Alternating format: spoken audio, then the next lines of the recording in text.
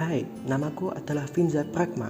Aku hanyalah seorang yang bisa disebut sebagai sampah masyarakat karena aku tak bisa melakukan hal yang dapat berguna bagi keluargaku sendiri, apalagi untuk masyarakat.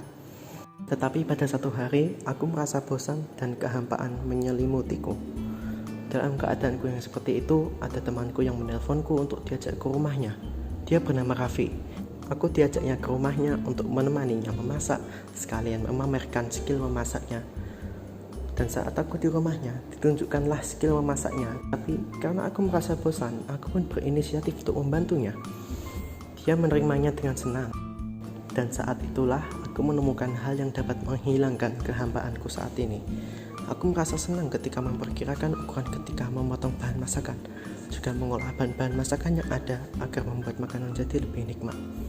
Aku benar-benar menikmati segala proses yang ada dalam memasak ini. Dan pada hari berikutnya, aku ingin mencoba memasak untuk keluargaku sendiri, yaitu adikku Vina Pragma seorang, karena kedua orang tuaku telah meninggal 2 tahun yang lalu. Dan sekarang aku hanya tinggal berdua, yang dimana adikku seorang mahasiswa yang bekerja sampingan. Dan ketika aku memasak di dapur, Vina datang ke dapur dan terkejut melihat aku memasak. Aku pun memberitahu Vina kalau aku ingin mencoba menjadi koki. Vina pun merasa campur aduk antara bingung atau senang. Dia merasa senang karena dia bisa menjadi lebih longgar, tapi dia juga bingung apa yang terjadi padaku sampai bisa memiliki cita-citanya sendiri kembali. Dan ketika makanan sudah jadi, Vina memberi komentar atas cita-citaku sendiri. Dia hanya berpesan, jika itu memang keinginan Kak Vinza, Vina hanya akan bisa memberi Kak Vinza semangat. Jika Kak Vinza mulai ada merasa ketidaknyamanan, Kak Vinza bisa berhenti dan kembali ke kehidupanmu sendiri saja. Karena Vina tahu apa yang membuat Kak Vinza tak berani bermimpi.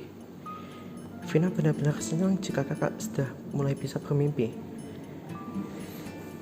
Dan 2 bulan berlalu, aku sudah banyak mempelajari teknik memasak dan aku pun berencana untuk melamar pekerjaan sebagai koki di restoran. Dan aku pun diterima sebagai koki di restoran yang aku memang sudah familiar dengan tempatnya. Dan aku ditugaskan di esok hari. Esok hari pun tiba. Aku harus bisa memberi kesan terbaik dalam hari pertama. Dan hari pertama, aku dalam pekerjaanku benar-benar lancar dan mendapatkan pendapat positif dari para senior. Aku benar-benar senang dengan hasil pertama kerjaku. Aku ingin segera menceritakannya kepada Vina.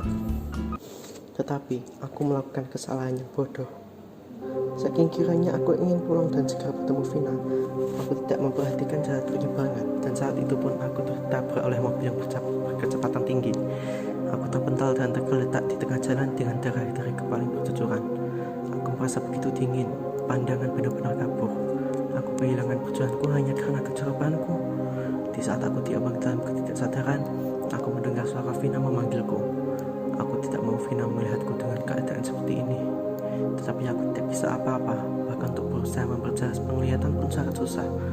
Kalau memang sudah begini, aku hanya bisa berharap kepada Vina untuk meminta maaf atas apa yang kulakukan selama ini. Dan tak pernah berguna kepada siapapun, hanya itu, aku ingin meminta maaf kepada Vina.